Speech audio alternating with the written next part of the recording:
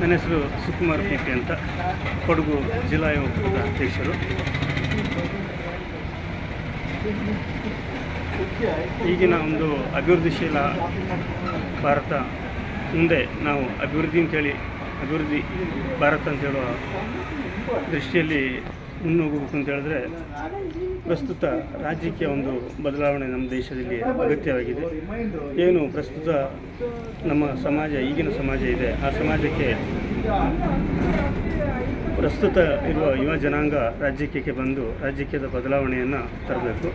ಈ ಬದಲಾವಣೆ ಹೇಗಿರಬೇಕು ಅಂತ ಹೇಳಿದ್ರೆ, ನಮ್ಮ ಈಗಿನ ಸಮಾಜ, ಈಗಿನ ಬದಲಾದ ಒಂದು ಸನ್ನಿವೇಶದಲ್ಲಿ ಆ ಒಂದು ಸನ್ನಿವೇಶಕ್ಕೆ ತಕ್ಕಂತೆ ರಾಜಕೀಯದಲ್ಲಿ ಯುವಕರು ಬಂದು ಆ ಪರಿಸ್ಥಿತಿಯನ್ನು ಏನು ಇದೆ, ಉದಾಹರಣೆಗೆ ನಮ್ಮ ದೇಶದ ಕಾನೂನೇ ಇರ್ಬೋದು, ಆ ಕಾನೂನನ್ನು ತಿದ್ದುಪಡಿ ಮಾಡುವ ಪ್ರಯತ್ನ ಇರ್ಬೋದು.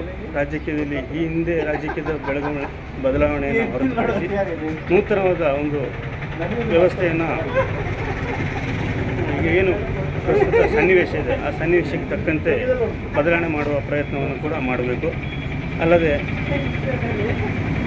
ಯುವಜನತೆ ಮೊದಲನೇದಾಗಿ ಒಂದು ತಪ್ಪು ಸರಿ ಅಂತ ಹೇಳೋದು ಅದನ್ನು ಅರ್ಥಕೊಳ್ಬೇಕು. ನಾನೇನು ಮಾತಾಡ್ತಾ ಇದ್ದೀನಿ, ನಾನೇನು ಮಾಡ್ತಾಯಿದ್ದೀನಿ, ಅದು ತಪ್ಪು ಅಥವಾ ಸರಿ ಅಂತ ಹೇಳೋ ಒಂದು ಪ್ರಯತ್ನ ಮಾಡಿಕೊಂಡು ಅದು ಸರಿದಾರಿ ಯಾವುದು ಅಂತ ಸರಿದಾರಿ ಕಡೆಗೆ ಹೋಗೋ ಪ್ರಯತ್ನವನ್ನು ಕೂಡ ಮಾಡಬೇಕು. ಈ ರೀತಿ ಪ್ರಯತ್ನ ಮುಂದುವರೆದಾದಲ್ಲಿ ನಮ್ಮ ದೇಶ ಅಭಿವೃದ್ಧಿಶೀಲ ದೇಶವಾಗಲಿಕ್ಕೆ ಖಂಡಿತ ಸಾಧ್ಯವಿದೆ.